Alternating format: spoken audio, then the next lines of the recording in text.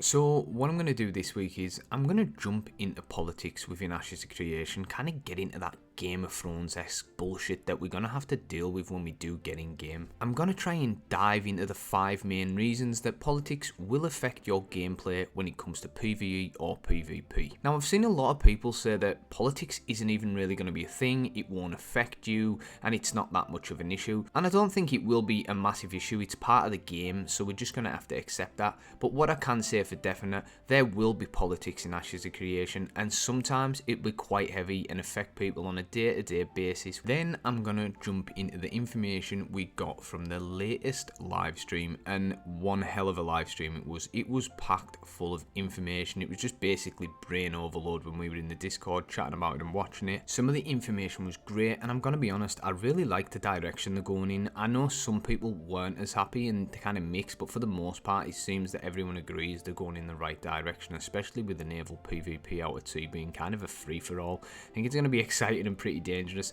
but I'll dive into each segment of that and try and cover it as much as I can. I am going to make separate videos for this, so it won't be every single detail, because I think to kind of condense it and cram it into one video with all that information and how it really will affect the game or potential Alpha 2 dates, I'll do separate videos on that, so just bear that in mind. So to jump into one of the main ones, and that is kind of what you'd call insiding or watching guild members for potential spies. So I have a past in some of the most toxic games going and competitive PvP games where people pretty much do anything, and I always played on official servers, so you did come across a lot of bullshit. I'm kind of used to it, and I don't think it'll be that much of a problem for me in the way we structure our guild and running it. I don't think it's a big issue, but for some people it is honestly gonna be an absolute clusterfuck. So what is inside and why do you need to watch guild members? Well, you've got to think about it this way. Let's base it off the bigger guilds. Now, if you get someone in and you're just mass recruiting and you're kind of keeping tabs but not really, and the guy that you get in is only in your guild because he's actually in another on an alt account, and he's telling that opposite node that you could potentially be at war with, he's telling about what you are prepping within the siege, what are you going at, how's the morale within your community or within the alliance, is there any turbulence, is there any things people can work on to make yourself falling out, or little skirmishes or arguments. Well, when that siege hits, you ain't working the best, you ain't efficient, you're stressed out, and if you lose that stage 6 metropolis after being there for months, it really is going to cause some issues and turbulence. People will definitely work them angles, and if you've never played a game like this, I can understand how it would just seem a bit confusing and like, surely people ain't going to be that toxic. Yes, they are, and they definitely will, unfortunately. Other things they could do as well is give your potential caravan routes so folk can jump you, stealing valuable resources and giving them to the enemy guild. They could even give away your animal husbandry lines to potentially this enemy guild or enemy faction out there that you might have issues with. And they can do all this because guilds are linked to the character and not the account. Will that change down the line?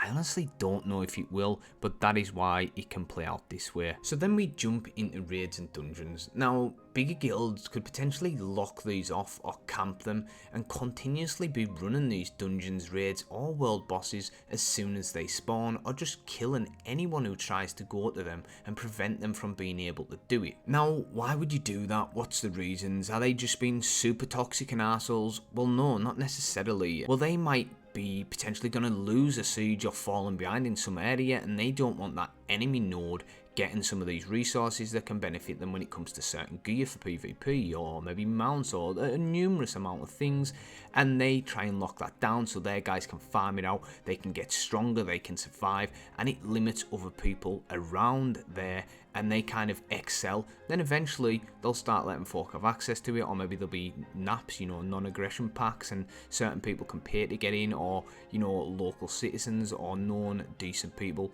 will be allowed. But for the most part, I imagine this is going to be a very sketchy one, and we'll have to see how it plays out in game. Reason number 3 is maze. Now, maze decide what buildings get built or what direction they're going in. Now, if you get a selfish mayor, they could build stuff no one wants apart from themselves, building stuff that benefits them rather than what everyone else wants. So for example, building apartments for golden taxis rather than building a blacksmith so people can craft better gear, or when a siege is being declared, they're not too arsed about the PvP element, or not just bothered about that type of gameplay, and doesn't bother with building defenses because potentially they're already ready to jump ship, move to another node, or they're going to be inactive, so to them it doesn't really matter. Jumping into number 4, bad blood, so in-game or out-of-game disputes that stem into the game PvP and getting ganked affects caravans, guild wars, even potential sieges. It makes the game very hard if someone is personally going after you or your guild and your caravans. It slows down your progression, and it may even result in a person who has bad blood ganking you and your guild over and over again, or potential alliances coming at you or declaring guild wars on you all the time. For the most part, outside a game, when people squabble or argue, diplomacy can kick in and you can kind of sort this out, because the bigger picture is, why should we go to war, lose all this and have a massive ball ache and affect our plans because one guy was a bit of a dick? Normally the guy would be reprimanded or be warned, or some shit would happen and it would kind of neutralise the situation. But then sometimes it doesn't play out that way. Someone can say the dumbest shit or argue over something stupid that isn't even game related, and next minute you know people are attacking each other, and then just out of sheer reputation because people have been jumped or humiliated on a video, a war ensues that could potentially last like 6 months, 12 months, or it could just never end. And I know it sounds petty, but trust me, these are things that happen in game, and it's why when we go in we want to be structured, have alliances and kind of keep an eye on politics. For the most part, I'm hoping it doesn't go too far, but it is a PvP game, politics are going to be heavy, and you just need to be aware of that. So to finish the politics side of the video up would be number 5, and that would be alliances. Now, some people are going into the game and they don't even plan on being an alliance, and they just want to be their own guild within the world and just have naps, non-aggression packs, and just kind of trade and mix between everyone. And that's totally fine. I think that's a nice way of playing the game. But when you want to go to more hardcore content or running areas and having a certain reputation, alliances and naps will be key, and you've got to make sure the alliance you pick suits not only them, but it suits you, and use it on the common thinking ground. So how is alliances political? Well, for example, with alliances, these big losses to be had, and also there's so many numbers, so many different mindsets, and so many outlooks on how we should do something, how a siege should be done, how the game should be played, how we should communicate, you know, how alliance banks should be worked and funded, and there's just an array of fucking things that you've got to think about, and everyone has different thoughts and ideas on this, whether it's leaders, officers, you know, guild owners, or potential just standard members that are all involved. And it has to be cohesive, and you're going to get other guilds coming in causing issues, trying to cause turbulence and just petty drama. So my advice is just make sure you pick the right alliances and you get to know these people, make sure it's mutually beneficial and that you can get along. And obviously it's never going to be perfect. Any of these things I discuss isn't going to be perfect, but at the same time, don't take all these super negative. So getting into what we really want to know, the latest news, and I'm just going to dive right in and jump into the Alpha 2 information we have. Alpha 2 will mainly be a mix of the forest, riverlands, desert, and have some badlands mixed in too. And with the map changes, I think it could possibly be this map that I'm popping up, or at least this part of the map that I've got on the screen at the minute. What do you guys think? Do you think I'm a bit out there? Or do you think it's going to be something a bit more custom? But that's kind of the vibe I'm currently getting. Now, what are the changes? Well, the old map was 480 kilometers squared in size, and the new map they've revealed is 1200 kilometers squared in size. This is 2.5 times the size of the old map.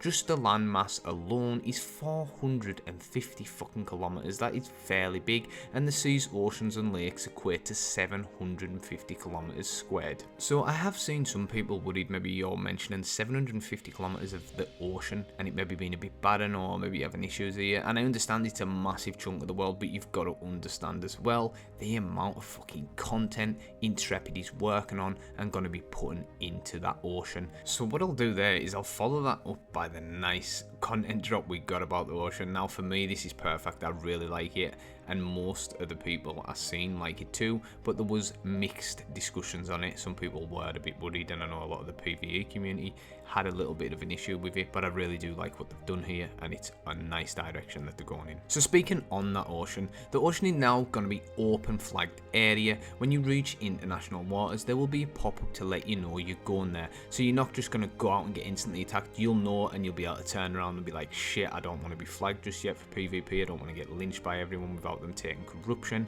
so you can dip back to the shorelines. You'll be flagged for combat though automatically, meaning you can attack anyone and anyone can attack you without gaining any corruption at all, and this will be a good chunk of that ocean. So this is going to be some intense PvP. There's going to be a lot of things going on, especially with the PvE mixed with the PvP, and you're going to have to be wary. You're going to have to communicate within your guild, within your alliances, and you're going to have to kind of have some spies or people going out scouting so they know the area, they know the prominent guilds, and they know safe passageways, or potentially when there's an active time or if there's a war going on. This brings so many dynamics and other fucking crazy things into the game I really like. It then led on to the nodes and the changes they've made there. There will be 85 nodes rather than 103 nodes now, as the team felt they have too many nodes, which made them not as meaningful to the players within Veda. That was then followed up again by even more information. Vassal nodes got updated and explained more. Nodes will now be able to have policies such as increased harvesting speed or increased reputation gains, which is pretty fucking cool. The caravan system has been reworked, and I imagine during Alpha 2 it will keep getting tweaked. Introduction of an enemy species, the minotaurs, with some artwork to display different variations. Even a lore drop that showed the dwarves' beards grow and are attached to their skulls, and they're born that way. So basically when a baby dwarf is born, it already has a beard, and these minotaurs actually hate the dwarves. Like, they kill them and they decorate their armor with their skulls, which is pretty fucked up but also really cool. And also these minotaurs have their own mounts by the looks of it, which is fucking awesome. And then we've seen a Cyclops boss that will be roaming around the Riverlands, but not only that, it's not going to be just in one set place circling around. It requires a raid to take it down, and it'll be one of the first bosses players encounter, but it actually moves around the map actively, which is pretty fucking crazy. And are people potentially going to be able to get aggro, drag that near nodes or certain areas to be a bit annoying and grief people? I don't know, but it is fucking awesome. Finally, we've seen a snake-like creature that inhabits a dungeon, and we were told there'll be different variations of it. Now, I don't know if that means you're going to have different variations within that area, or if there's going to be different variations of it within other biomes. We also got updated character models for the Empyrean, the Nakua, and the Veil Loon. They all look pretty nice, and it was awesome to see the direction they're going once again, and some of the updates and actually the progression they're making.